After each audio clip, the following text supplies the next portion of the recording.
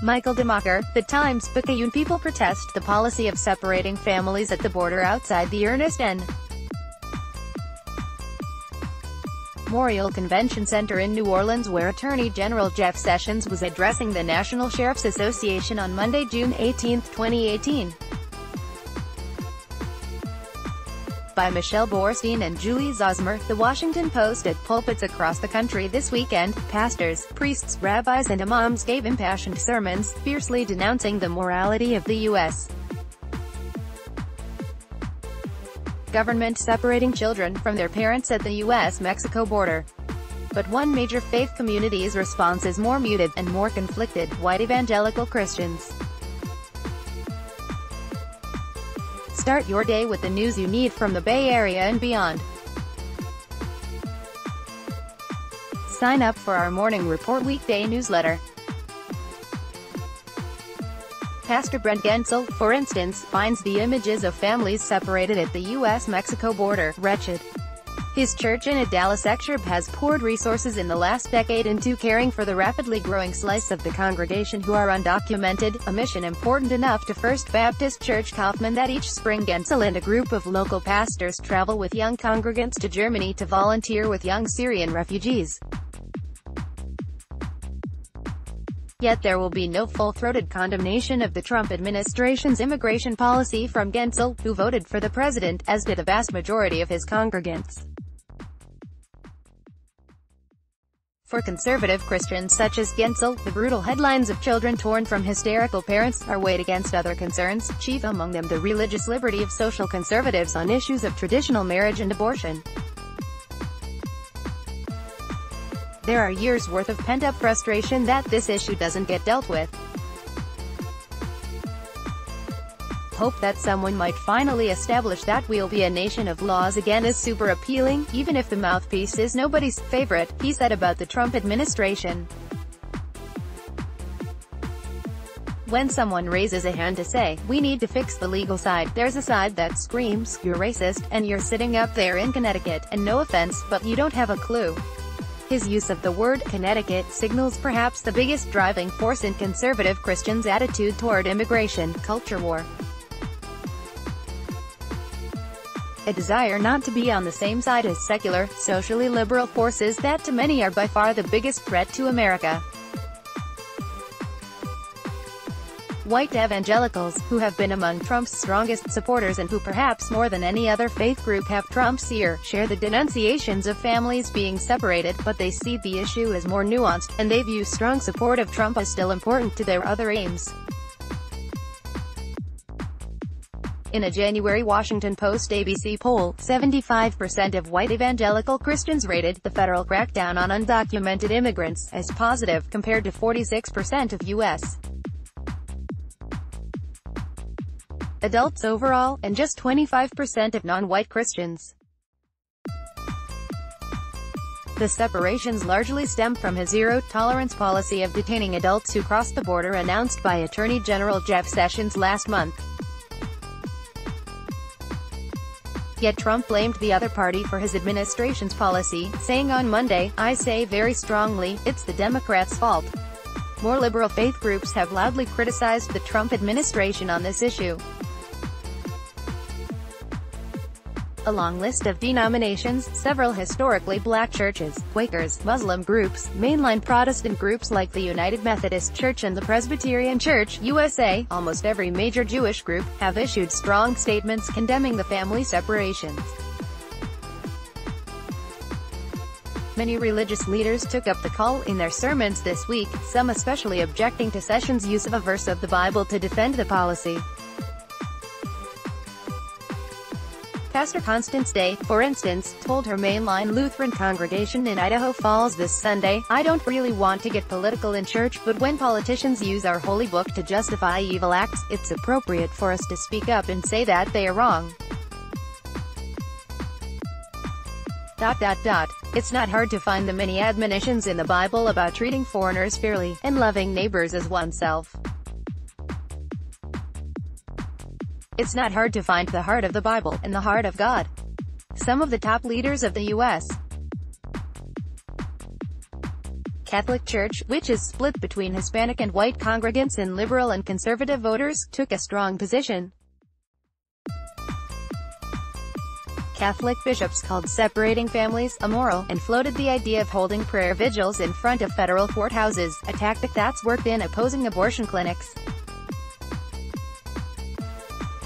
When it comes to evangelical organizations, many are making similar statements.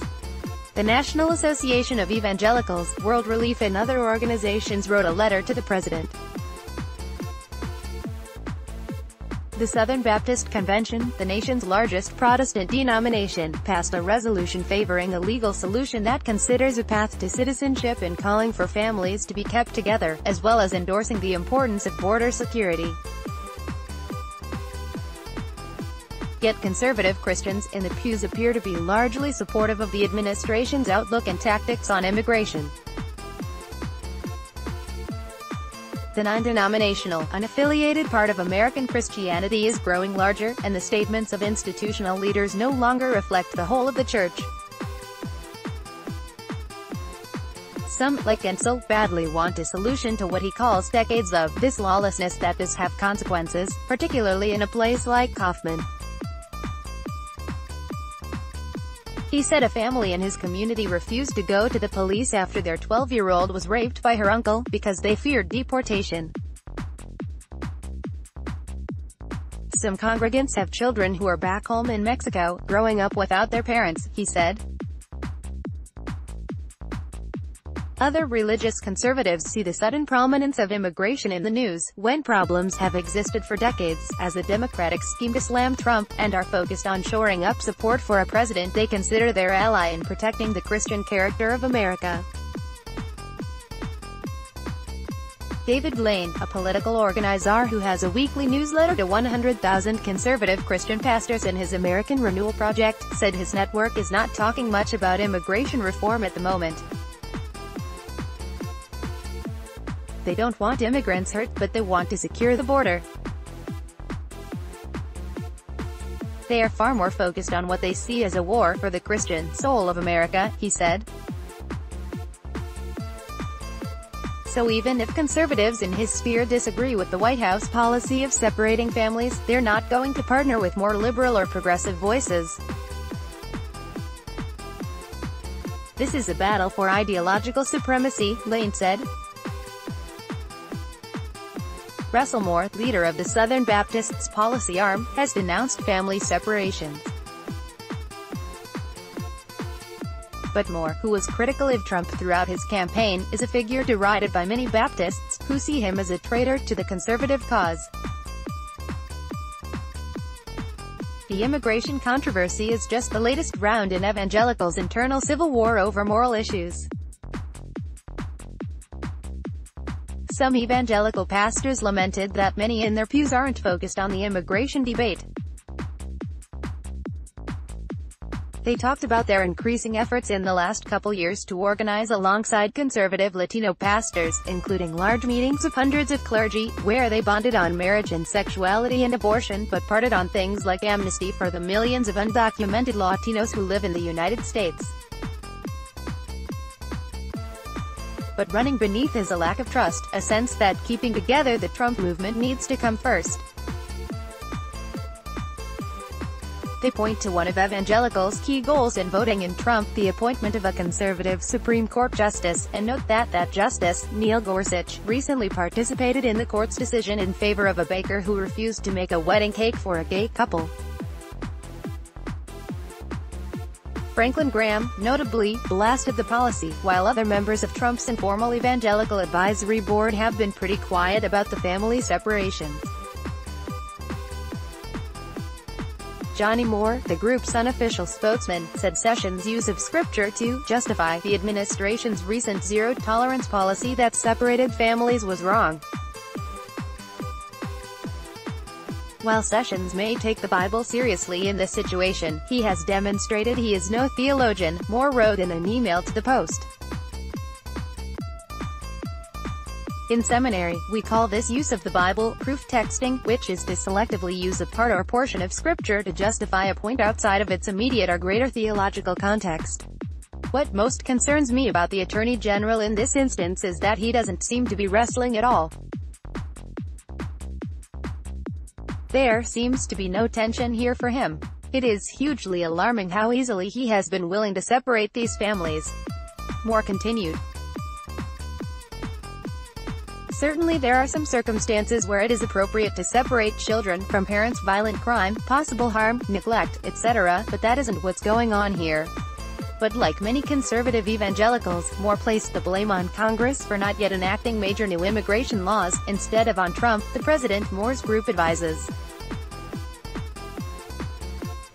Rob McCoy, an evangelical pastor in Thousand Oaks, California, who is also mayor pro tem, said his church brought food and clothing to unaccompanied minors from Central America who were housed on nearby military bases under President Barack Obama in 2014. He's bothered by liberals' suggestion that evangelicals are cold to the idea of family separation. We don't want to break up a nuclear family because we see the importance of that, he said. But they're thrusting it on us. When we say, close the borders and quit enticing folks, then we are called xenophobes. We live here, and you have no idea of what our heart is about, but you label us. He doesn't want to hear from other people of faith about evangelicals' moral obligations, he said.